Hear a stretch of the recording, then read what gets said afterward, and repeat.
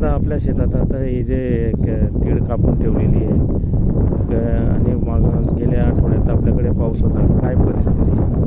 आता कापल्यामुळं 10-12 दिवस झालेले आहे.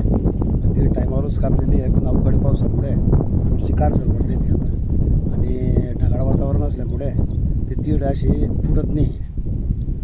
आणि अवकाळी पाऊस कधी आता एक पडला त्याच्यामुळे थोडीशी काळसर जाते.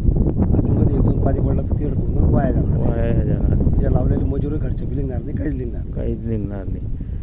ऊन राहिलं असतं तर थोडं राहिलं असतं तर झेलल्या गेले असते. हां, काहीतरी घरापुरतं थोडा काही आलं असतं. पुढून जादा राहिला असता 2-3 गाणे वगैरे आली ती आली असं. अच्छा, परंतु या पावसामुळे पूर्ण नुकसान झालेलं आहे.